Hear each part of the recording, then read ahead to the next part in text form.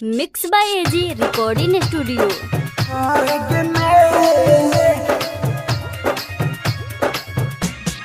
DJ Kanchan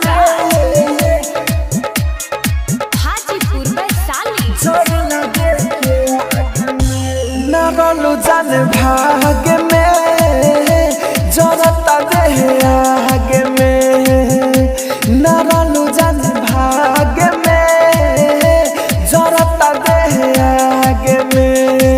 इतना दिन ता बीतिए गइल तोहरे नु सुना याद में, नगलू जान भाग में जरला देह आग में, नगलू जान भाग में जरला देह आग में। Mix by AG recording studio.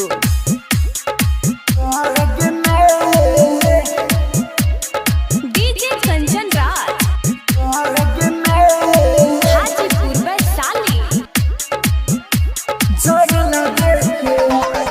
दिलवा से हमारा गइले खेल रे, तोहरा चक्कर में गेल रही चल रे, तोहरा चक्कर में गेल रही चल रे।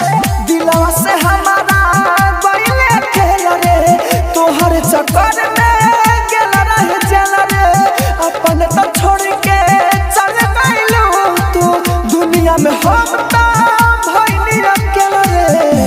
ना रहलू जान भाग में जरता देह आग में, ना रहलू जान भाग में जरता देह आग में।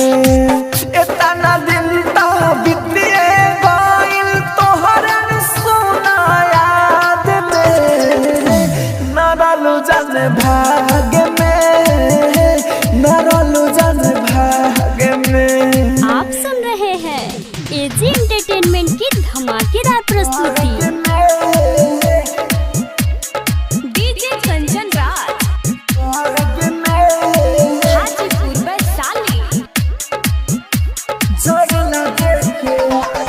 राइटर खुरा से दे राजा के भइलू, राहु राजा धान के छोड़ के गइलू, राहु राजा धान के छोड़ के गइलू। राइटर खुरा से दे राजा के भइलू, राहु राजा धान के छोड़ के गइलू। हम नहीं जानानी ऐसा तो करबू, छले भर में बेवफा बदलबू।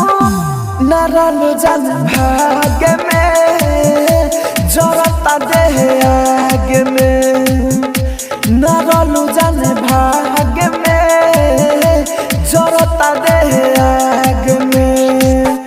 इतना दिन ता बीतिए गइल तोहरे सुना याद में, ना रहलू जान भाग में, ना रहलू जान भाग में।